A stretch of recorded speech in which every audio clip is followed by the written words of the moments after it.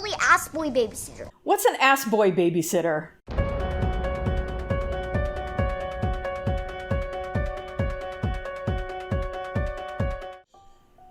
Hey, this is Dina. Welcome to the Den. And welcome to the finale of this Halloween trilogy. Halloween 2018 turned out to be, in my opinion anyway, the first worthy sequel in this franchise. See the first video I did if you want to hear my opinions on the older sequels.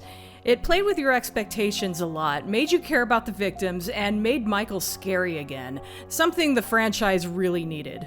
Then came Halloween Kills, which really upped the ante with the violence and gore, and the victims were just as likable, if not more so, and some of the killing scenes were really hard to watch.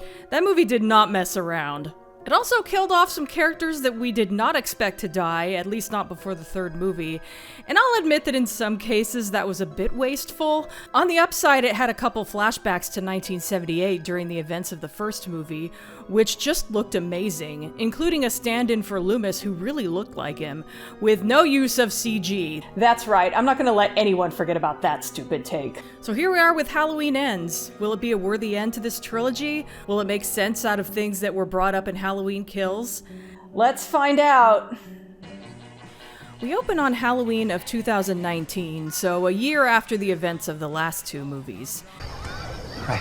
Meet Corey. He's here to babysit this little brat. Kind of a cheap jump scare there. Gonna come play with me or what? That sounds like a threat. It's Halloween. I guess everyone's entitled to one good scare, huh? We're gonna have a good time tonight. Okay, they didn't reference that again, but I really thought they were going to. After the parents leave, they're watching John Carpenter's remake of The Thing, which is a great nod to how they were watching the original version in the first Halloween movie. You're scared because you know Michael Myers is Boogeyman's gonna get you. Michael Myers kills babysitters, not kids. I think Lumpy would like to have a word. Yeah, I didn't catch it when I covered Halloween 2018, but the kid who Myers killed was named Lumpy. Pretty sure it wasn't in any dialogue, but he's called that in the credits and such. Geez, maybe Michael did him a favor. Okay, that's actually pretty disgusting and probably not appropriate for kids. Yeah, I really need to cover that, don't I? I want to watch this movie, and I don't really feel like pretending to be best friends with an ugly ass boy babysitter. What the hell, am I supposed to care about this kid, or...? You suck at babysitting. I'm not a babysitter. Geez, can we just have Vicky and Julian back? They were a lot more fun. Gotcha. You fucking kidding me? Also, Ugly ass boy babysitter. what's an ass boy babysitter? Phrasing. Boom! Inappropriate. Oh, hi, foreshadowing. Jeremy! Jeremy? Jeremy? Press X to Jeremy. Jeremy! Really? Another jump scare? And yeah, that knife is gone. Maybe Michael is here, and it sounds like the kid is in trouble. Now Corey has the knife. Jeremy. So Jeremy locks Corey in the attic. Technically, he's holding the door closed from the other side, I think. Either way, he's clearly on the other side of the door. Let me out. Are you scared? Jake? And it looks like maybe Corey is claustrophobic because he's starting to panic. You snotty little brat! Open up! Why? You fucking... I'd rather babysit Laura than this kid. Meanwhile, the parents are coming home. I'm gonna kill you, Jeremy! Just in time to see... Well, that sucks.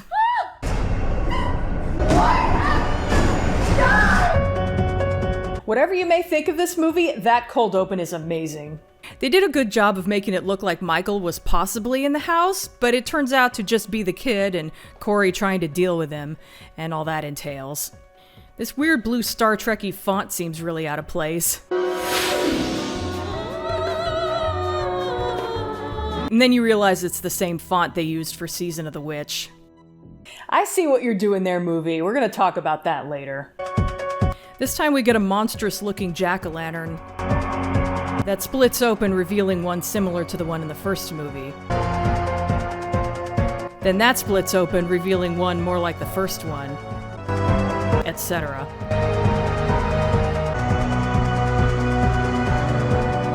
eventually revealing a whole pumpkin. Weird but interesting, points for creativity, and I love how visceral that looks. Haddonfield was a peaceful town. Cut to Laurie narrating over footage from the original movie. All of that was lost.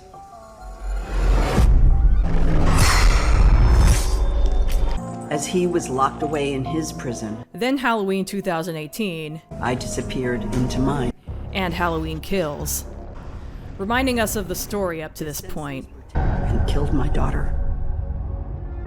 And then he vanished. Apparently the Myers house was destroyed, maybe as a measure to make sure he didn't come back. We also see Laurie witnessing Corey's arrest. Think he's come back? Michael doesn't use guns. She talks about people who never even met Michael being killed, possibly ending themselves because they couldn't deal with the grief of their loved ones being killed by Michael. Laurie talks about getting a house right in the neighborhood. She's not hiding anymore. It has been 4 years since I last saw my monster. Oh wow, way to remind us of poor Karen. So it's been mentioned that it's been 4 years since the events of the first two movies, and I want to go on a bit of a tangent here because there's something kind of interesting about this. There was an alternate ending for Halloween Kills, where Laurie called Karen's phone after she died. I'm coming for you, Michael. The movie would have ended with Laurie leaving the hospital with the knife that Allison had left her, clearly about to get revenge on Michael. So unless it was a red herring, maybe she wasn't going to be able to find Michael or something. It looks like all three movies were going to take place on the same night. Maybe COVID got in the way of that. There ended up being a 3-year gap between the release of Halloween and Halloween Kills. They probably decided they didn't want the third movie to take place 4 whole years ago. I don't actually know, I'm just making a guess. Anyway, the narration is Laurie writing a book. Good for her, she needs to tell her own version of the story, so people like the two podcasters in the first movie will leave her alone. Allison is living with her, and Laurie gifts her her parents' wedding rings on a chain. Aww. It's up to each of us, whether or not we lock the door or let him inside.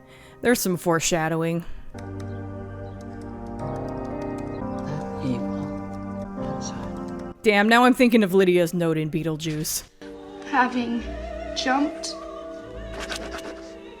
having vomited. Anyway, Laurie was baking a pie and it set off the smoke alarm, and Allison is all, why don't you just buy one? And I hate when people say that. I wanted to bake you a pumpkin pie. It's a Halloween tradition. See, Laurie gets it. Homemade food is love. Store-bought food is fine, but it's just food. I'm one of those people where baking is my love language, if you couldn't tell. Do you have your costume for the party? So there's a party that Allison could go to but doesn't want to because she'd have to go alone. Oh right, Cameron. Yikes. Meanwhile, back to Corey. He's late for work at his job at a salvage yard that repairs cars and bikes and such. Corey, got a second?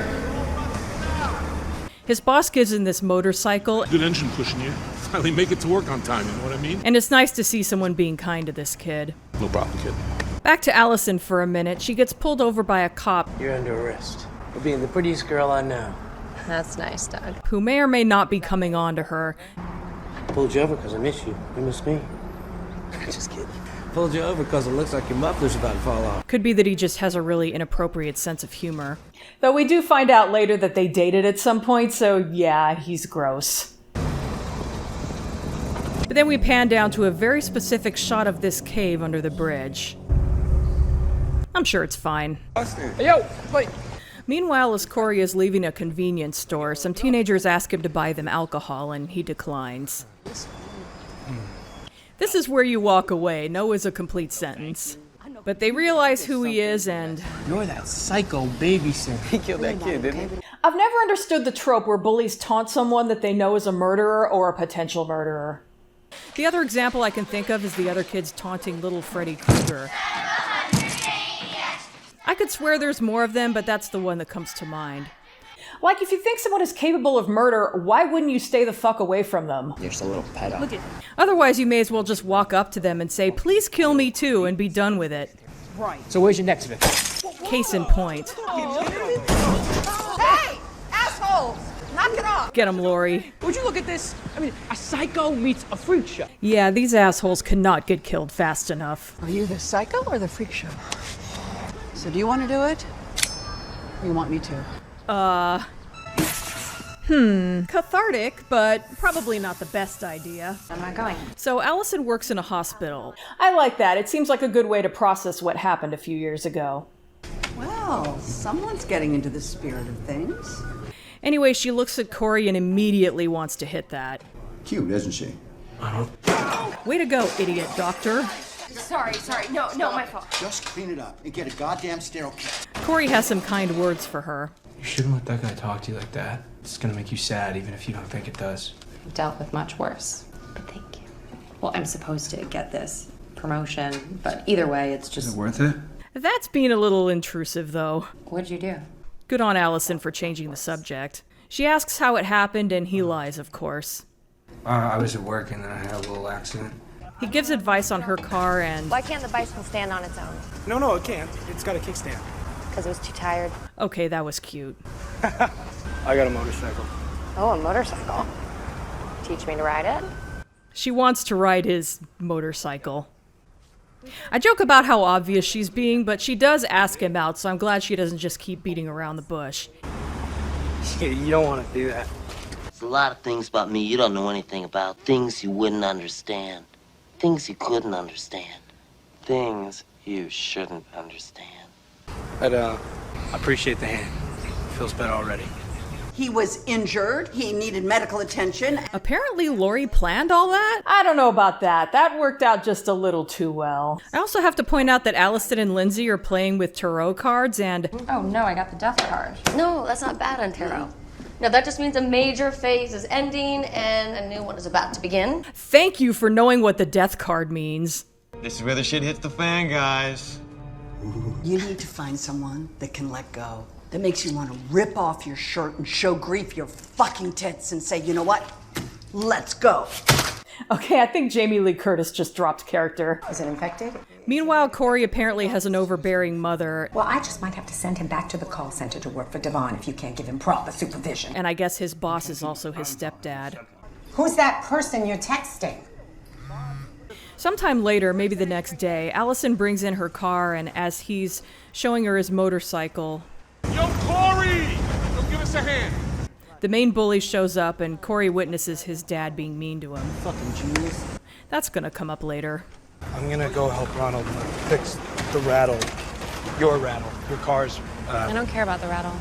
I came to see you. Jesus, Frank, have you ever heard of a vegetable? Oh, Frank is here. I like your hair. Thanks. Oh god, Lori plays with her hair like she did in the first movie. That's a nice detail. Yeah, Lori has finally updated her hairstyle, but she dresses more like she used to. And Frank, for his part, has also moved on and is doing well. I got myself a guitar at the pawn shop, and I've been fiddling around with that. My niece gave me a Rosetta Stone, and now I'm learning Japanese. Well, who knows? Maybe I'll fly over for the cherry blossoms. She even mentions Corey. He's a good kid. Had a tough break. You mean like Jeremy's neck? Boom! Anyway. I like your face. I like seeing your face. So do you. I do too. I like seeing you too. And yeah, I still love these two. They're cute. But Lori's good mood gets ruined when she leaves the store. What you smiling about? I'm sorry, I don't understand. Do you see what he did to my sister? He killed her husband and he stabbed her. Oh no, Sandra survived? I said it when I covered Halloween Kills, but that scene is about the hardest to watch in that movie, and that's saying something. I definitely didn't think she was gonna survive that. Took her voice. She cannot speak. I wonder if the reason she can't speak is because of physical or mental trauma. Could be either, honestly. Since Michael seemed to get her in the side of the neck, I don't think that could affect the vocal cords, but I'm obviously not an expert. Because of you. You tempted and you provoked that man when you should have left him alone. That's a weird thing to say, considering he came after her. Well, Dr. Sartain led him there, but you know what I mean. All Lori did was prepare for it. Hey. Frank checks on her afterwards, which is nice. I would like to see those cherry blossoms. I think you'd like them too. And maybe offers to take her to Japan with him? Later, Allison and Corey go to that Halloween party. I'll be right back, okay? Get a drink. It's Scarecrow. Anything you like? Fun fact, that's Nick Castle. Meanwhile, Allison's friend outs Corey, which is really shitty. The guy that killed that kid. I was hoping that was the Fool card, but it's the Nine of Wands. Kind of obvious why Corey is wearing a mask. He's hoping no one will recognize him. That's sad. This party would be my personal hell, but they're having fun. And Corey's pretty cute without his glasses. I finally see why Allison wanted to hit that. And just like Lori earlier, he can't have fun without someone ruining it. Is your dancing? Having a good time? In this case, the mother of the kid that he supposedly killed. The more I think about it, the more I think it wasn't his fault at all. Much as I'd like to blame the kid because of how annoying he was, the parents knew he had issues and just left him with someone who is clearly not equipped to deal with him. But God forbid she take any responsibility, right? I wake up every day and I can't get past it. This lady's kind of terrifying. Run, Corey. Naturally, Allison chases after him. Stop! Talk to Why'd me! you take me in there? It's why I don't go out. I was just trying to help you to just... I'm not your fucking project, Allison. Corey, I know! She says she knows how it feels to have people stare at her. I'm trying to wake up every day not scared and alone. People look at me like, who is this guy? Who is this monster? Like, they see you like a survivor. I don't think we're alike at all, Mr. White. Hey, did you know that Gus never said we are not the same? It's literally just a meme. Probably someone misremembering that line. Actually, can I just be watching Breaking Bad right now? You're a hero with your struggles, and ask anyone. I'm the psycho babysitter. I'm the fucking kid killer. Speaking of Allison, her costume has mixed prints. No cat would do that unless they were delirious. Paisley with stripes. And you think you can fix me, but you can't. I'll spare you the heartache. Poor Allison just can't get a break. Oh god, it's the idiots with the death wish again. What is your problem with this kid? At least this one girl has some sense. Dollar store designer friend? Bitch, you've got a mullet in 2022. I know you're not knocking anyone else's fashion sense. Are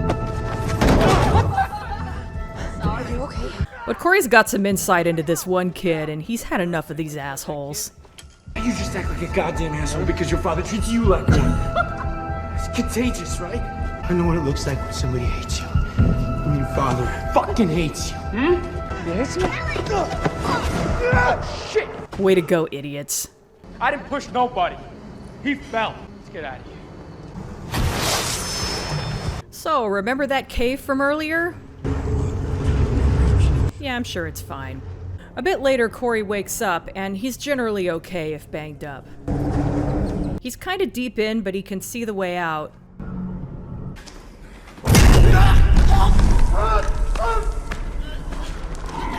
Oh, you mean Michael Myers is in this Halloween movie?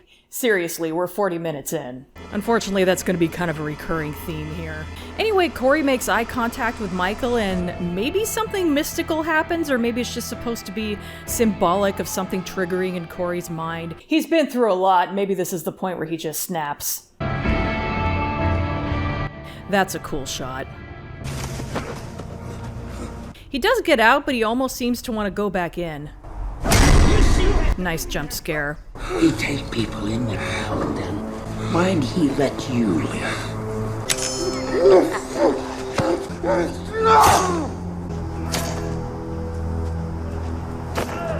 So Corey just killed again, this time in self-defense. Corey makes it home and... Damn, he really is banged up. And something has changed. Back to Lori narrating her book. You have to ask yourself, am I in control, or do the elements control me? And she seems to know what Corey is thinking. Oh, we're doing this again. Oh! Another jump scare, awesome. Everything okay? Lori seems to have changed her view on Corey, now she's afraid of him. Those kids from the gas station that were messing with me, I tried to stand up for myself and they, I'm sorry. She's not without sympathy, though. I wanted to say that I'm sorry and there's no excuse, but if you could just take a walk with me. Maybe she can kind of sense what happened earlier with him coming in contact with Michael. I killed someone. Wow, you're just gonna come right out with it, huh? Actually, he's talking about the kid. First time I saw this, I thought he was talking about the hobo for a second.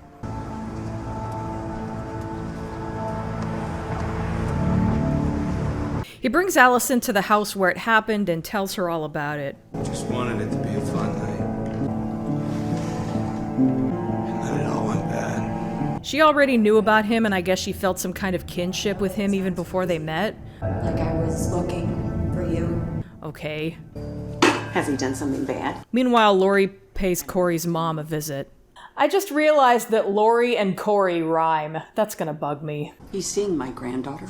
Your granddaughter should be so lucky as to be with a boy like Corey. Geez, lady, why don't you date him?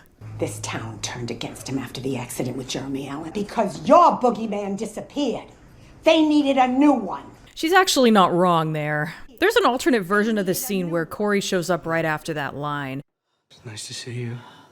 It's nice to see you too.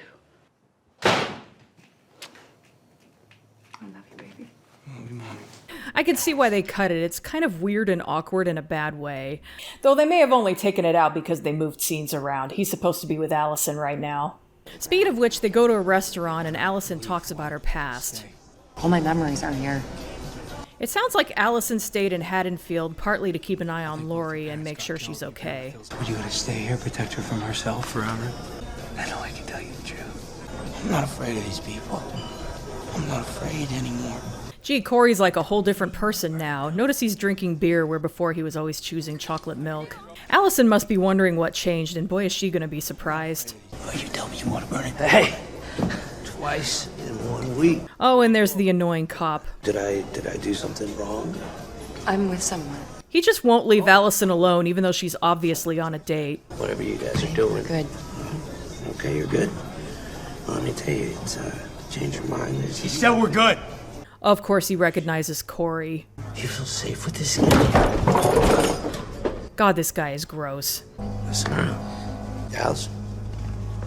Just burn it all to the ground. I like the match. It's at this point that I realize that Corey reminds me of somebody, Arnie from Christine, with how he starts off as this awkward dork, loses his glasses during a fight with some bullies, and then becomes possessed, sorta, and now he's this rebellious cool guy with a girlfriend. I'll talk more about it later, but that is not an accident.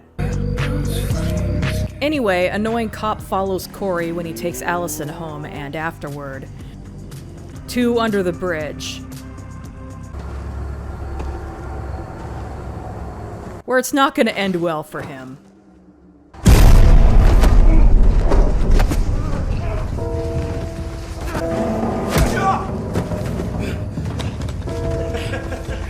This guy is not very smart.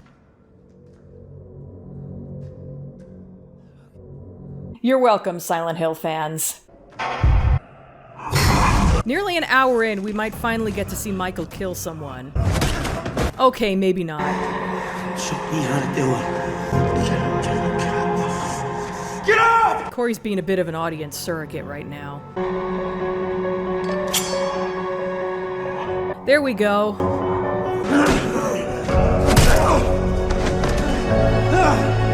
Sorta.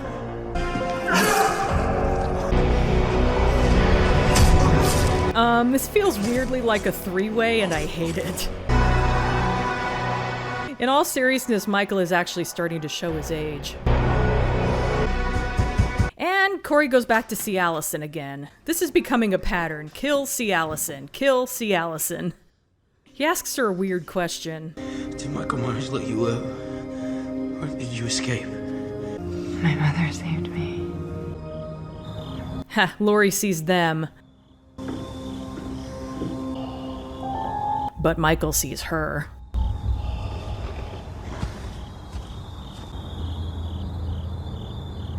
The next morning, he sees that she kept his scarecrow mask. And he takes it. Well, I'm about halfway through this movie, so if you've never seen Halloween Ends, be sure to watch it before watching part 2, because major spoilers are coming, and I do think this movie's worth a watch.